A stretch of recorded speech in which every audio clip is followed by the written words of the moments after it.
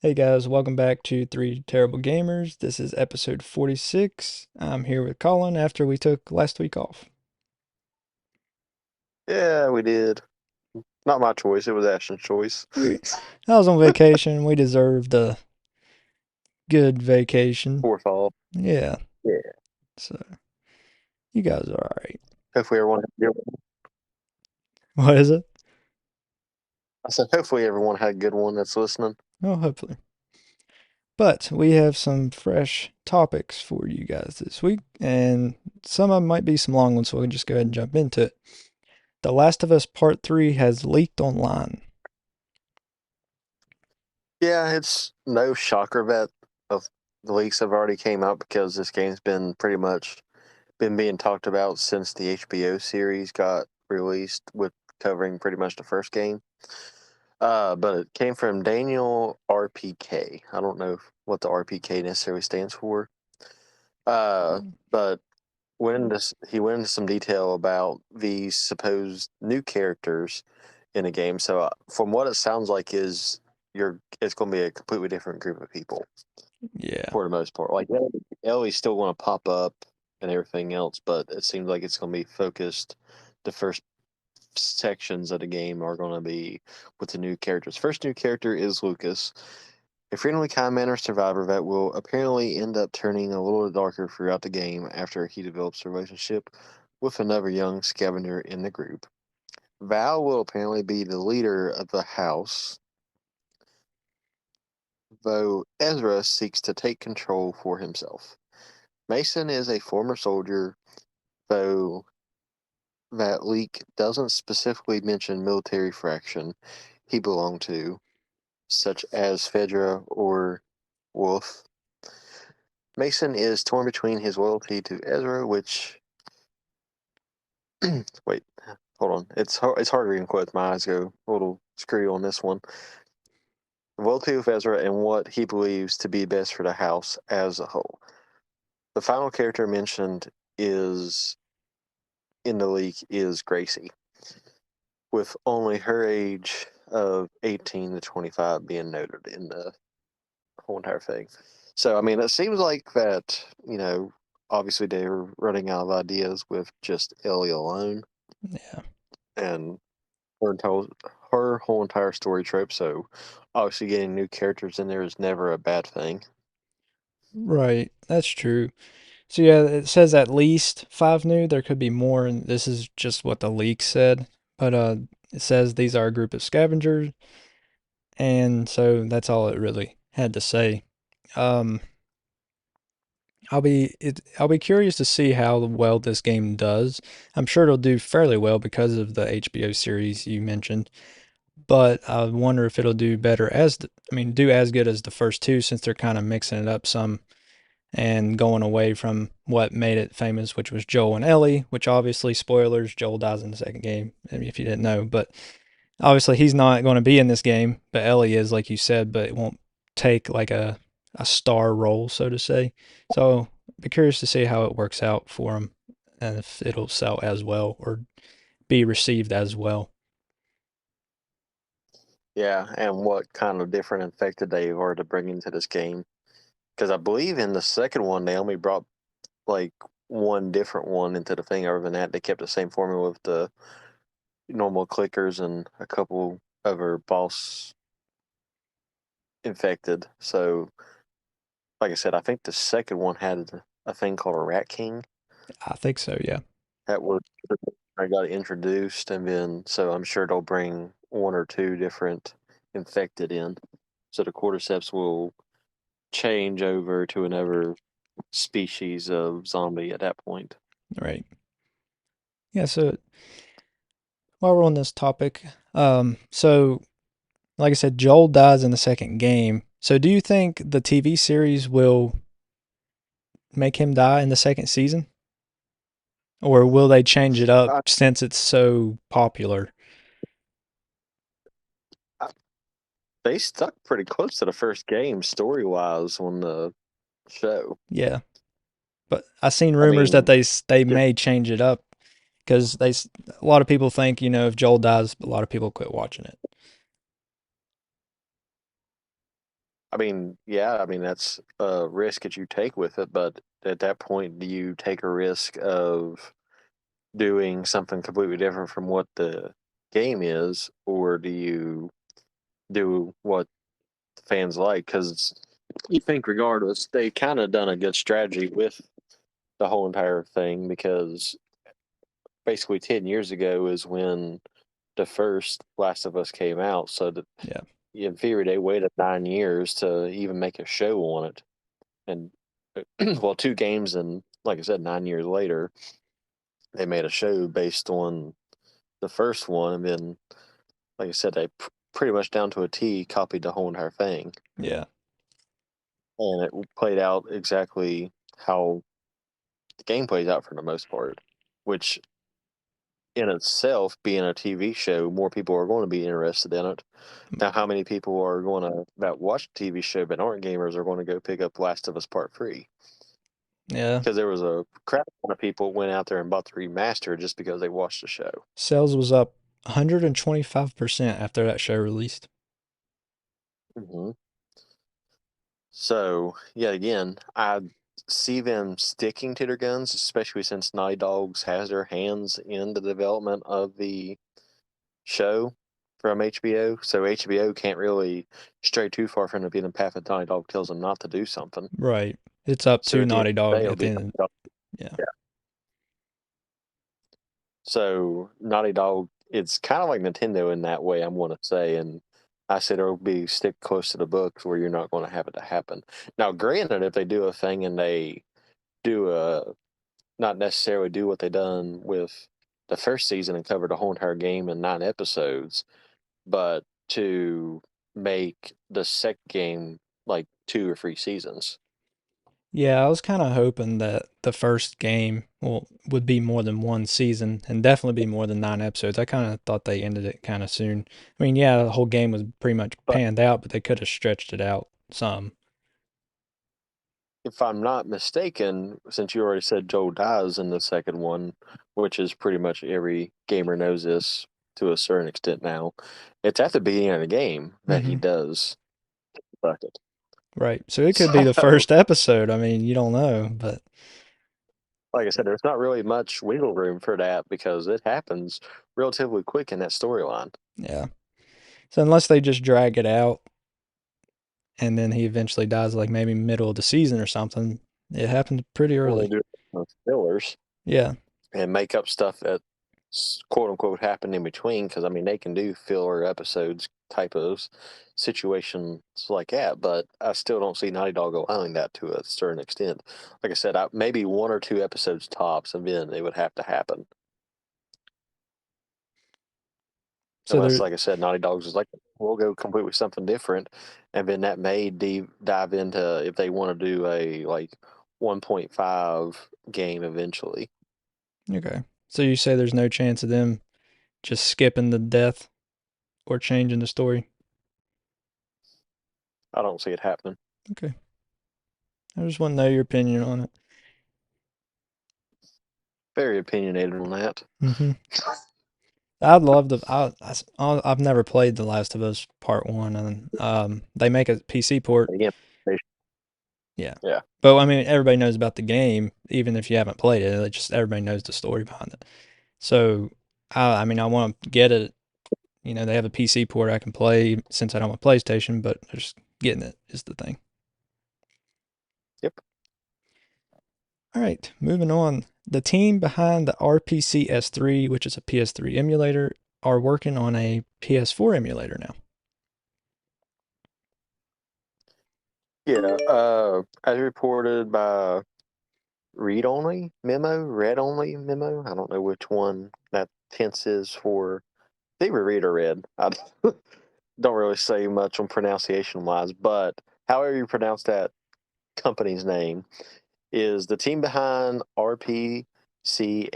There's too many letters and numbers combination for my dyslexia to come into play here, but like Ashton said, as a PS3 emulator, started working on a PS4 emulator called RPCSX. The project appears to still be in early stages of development and isn't the first of its kind. with plenty of other developers also trying to create their own PS4 emulators of varying quality. So the fact that this got brought up and Ashton's a huge emulator person, and who knows how many of you listeners are, it seems like RPC S3 are pretty much top notch when it comes down to their emulators. Yeah. So the fact, and then the fact that the article that I was reading on for it saying that the other PS4 emulators are varying quality, so it makes it seem like they're going to come in here and fix what the other people are doing and then make it pretty much top tier to almost playing it natively. Right. Yeah, so that's kind of the reason behind me selecting this topic is emulation is getting bigger and bigger each it seems like every day. More and more people are leaning towards it just because the three major companies kind of lack on preserving the classics, so to say.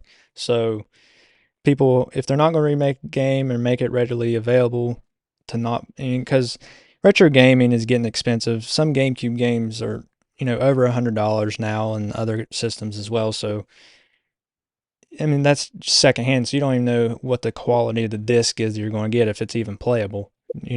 So people are turning to emulation to play these games, and I mean, I don't blame them. I emulate games I own, but most people don't. But anyway, This the PS3 emulator RPC S3. I have it on my handheld PC, and it's really good. And I mean, an emulator that can run God of War 3. I mean, you've played the first two.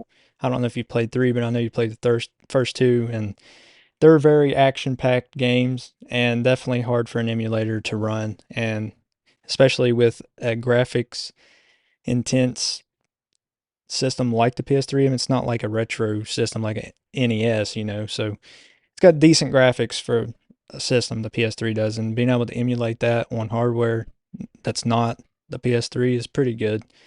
And it comes down to the emulator, how good it is and how optimized it is. So this team working on a PS4 emulator, I think they'll do a whole lot better than the ones that are already out there, and you'll be able to play some. I mean, not every PS4 game is going to be, 100%, but at least some of them will be playable. And it's pretty exciting for people that love emulation like me.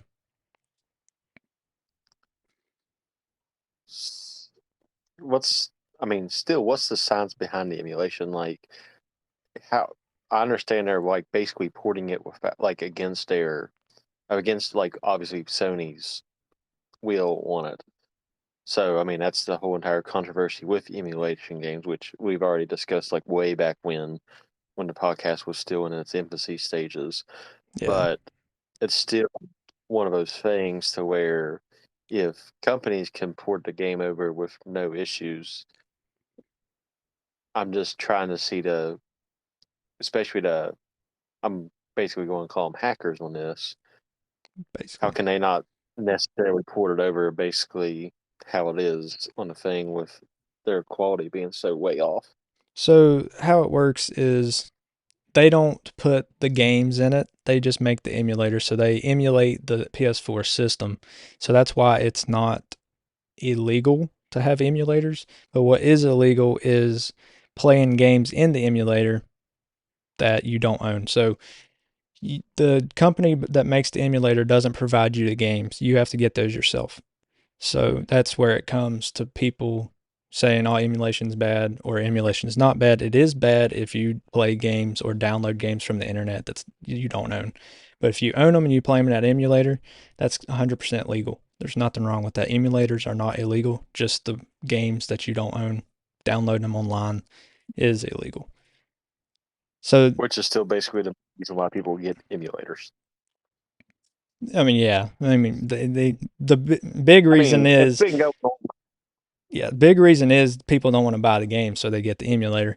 But I mean, not I won't say a majority, but a lot of them is truly they just can't afford to get the game secondhand, so they have to turn to emulation. But Oh yeah, the I'm not majority I'm not is downing people. yeah, the majority is, doing it illegally. That's where people get upset. But there are some truthful people out there that just can't afford the game, so they have to do it. And they just do it with, you know, games that they have owned in the past. And I mean, that's kind of a gray area there. If you have owned the game or you still have the game and it doesn't work, to me, you still own that game. It's not your fault that it doesn't work. So you can download the game, whatever. But, that's still a gray area for people. Yeah. And those same people that have the gray area are the same people that use Napsters back in the day. Yeah. Yeah. So, I mean, so it's not Basically the like the, same thing as music. yeah. So the emulator, it's the people behind the emulator, they don't port the games over. They just make the emulator, which emulates the system itself, not the games. So, Gotcha. yep. That makes more sense now because I'm just like, why in the world were they not be able to just pull the game? But I didn't realize that they'd done the whole entire system opposed to just one focus. One game, yeah. So it's just the whole system, and that's why it's kind of hard to get it right.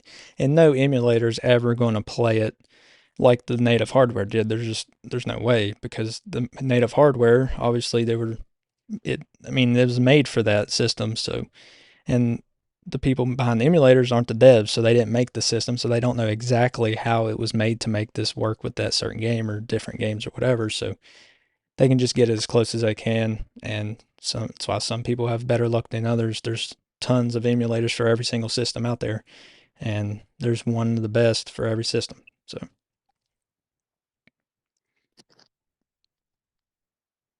Oh, but that was a big one. yeah, it was a big one. That's not even the big one though. Nah, All right, here we go. We've kept you guys up to date so far with this the past year that we've done the podcast. So here we go again, and it maybe almost over. Microsoft wins the lawsuit to acquire Activision, but the FTC appeals. that's not shocking at all. I knew that was going to happen as soon as the decision was made. Whoever in whichever direction it went in, if FTC would have been ruled in favor of by the judge, Microsoft would have appealed. Yep. So the appeal process was going to happen regardless. It was just which side done it. Yeah. Luckily for us, it was uh, Microsoft coming out on top, opposed to that. But shortly after a judge denied the Federal Trade Commission's injunction to block Microsoft's acquisition of Activision Blizzard on Tuesday, the FTC has now turned to an appeal court to stop the $69 billion deal once again. The district court's ruling makes crystal clear that this acquisition is good for both competition and consumers. Consumers, not consumers. Uh, we're disappointed that the FTC is continuing to pursue what has become detrimentally weak case, and we will oppose further efforts to delay the ability to move forward. Is a quote said from Microsoft's vice chair and President Brad Smith in a statement emailed to Gizmodo, which is where I got this section of the thing from. So, yet again, the judge ruled that that the deal was best for everybody and not just Microsoft itself, opposed to what Sony is paying the FTC to pretty much fight on their side. I was going to get to that, but just go ahead and say it. Yeah. So it says Microsoft's won a major victory over the FTC on Tuesday when a federal judge denied an injunction request from the FTC to temporarily block the tech giant from acquiring Activision Blizzard, but the FTC filed an appeal to their loss Wednesday evening ahead of the deadline of the deal, which is today. So, with the 14th time recording, if you're listening to this later. But anyway, um, and the judge, she just denied the appeal, which was kind of obvious. If she just said no, of course she's going to deny because it goes back to the same court, to the same judge. So unless they had more evidence, then she's not going to change her mind. But anyway, Yeah, what it'll boil down to is if they can, quote unquote, manage to get some more, which they've pretty much already thrown everything at them. Even their supposed to be redacted statements that got thrown out there as well that we talked about a couple weeks ago. So Yeah, at the end of the day, it was pretty much Sony's screw up with everything else anyways. So the FTC is pretty much, like I said, just there to be like, oh yeah, no, this isn't fair, which obviously they're getting paid off by Sony right. because FTC in general, and the judge said it during her initial ruling is we wouldn't even be having this conversation if it was the other way around. Microsoft would just mind their own business Yep. and not say anything if Sony was to do the same exact thing. That's They'd be like, that's okay, very cool, true. whatever. It's just You're that's how promising it to Sony is. everybody. Yeah. And Sony, this deal would go through. The FTC wouldn't have an issue with it. Sony would not offer 10-year deals to anybody, and the FTC wouldn't say anything. They would just let this deal go through if it was the other way around. Yep, and that's what the judge basically says in one of her decision lectures is exactly that. She's just like, we're really, because obviously the main thing about it, yeah, it's Activision Blizzard is total. So I mean, obviously it comes with World of Warcraft, Crash Bandicoot, Spyro, and all those other type of games. But the main focus is Call of Duty. Right. That's what the That's main focus of it is. What that's the big that's what it name says. The that's judge, brought up so many yeah. times. And the judge is literally just like, we're literally doing this over a shooter game. How childish does this sound? Right. Exactly. Like it's not that big of a deal. I mean, but like I said, they did appeal. The judge denied their appeal, so they did do one thing. They filed a thing for the Ninth District Court today, and that was supposed to get a decision sometime today because if they don't deny or block the deal from going on, it expires at midnight tonight, and the deal will go through Monday morning, and they'll sign paperwork, and we could see Call of Duty on Game Pass as early as next week. If and I'd say most likely the ninth district court will deny the FTC's last attempt, Hail Mary, to get this thing blocked. And I haven't heard anything as of yet, but they have till midnight to make a decision. And if not, then the deal's done. Yep, which means it will come to, I mean, the whole world will be able to have that privilege as well. It just won't be the United States, it'll be the UK as well. Yep, which is a topic we have as well here. But Which is still weird that happened in San Francisco, because the fact that it was mainly the UK that was involved in it, they still had the court hearing in San Francisco. well, the FTC was for the United States. The CMA was the one that appealed it in Okay, UK. backwards. Yeah. I got them backwards in. Well, you see, the FTC selected the judge and selected the place of the hearing, and they still lost the case because Microsoft wanted a different judge and a different place, but they still ended up winning the lawsuit. So basically, what it is, Sony has to be paying the FTC because the FTC cannot care that much about this deal. And if people, No, fans it was kind of funny. Like if you look up, well, they already took it down, but like sometime yesterday or yeah, I think it was yesterday. If you looked up the FTC on like Wikipedia, because anybody can edit Wikipedia, it's the FTC flag was a PlayStation logo. For some fans, and I thought that was pretty funny because yeah, basically that's who they're riding right now. Sony for some reason, I don't know, but yeah. no. So I'm really But excited. it's I literally, really hope this goes through. Almost there. I mean, I think everyone does. Sony. Yeah, Sony and Sony's fans. I mean, I don't know. I mean, they're It's getting the Sony deal fans already anyway. make us. They can still play. Well, I've seen some people online are against it because it's going to hurt the PlayStation brand. No, it isn't. They're getting a 10-year deal too. The judge, it's in the court papers. If this deal goes through, they still get that deal. Microsoft still said they will have the papers on them. It's whenever Sony calls, they'll sign it. Yep. You'll still be paying the same price for it every single year. It won't change. Right. But one thing is Activision. I've seen this going online. People are blowing up over it because it's really cool. Activision has already upped the servers on any Call of Duties that they have took the servers down on. They've brought them back on line so you can go back and play. They're getting them ready to put on Game Pass already. All the old Call of Duties with Hmm, multiplayer. They've already put the servers back up.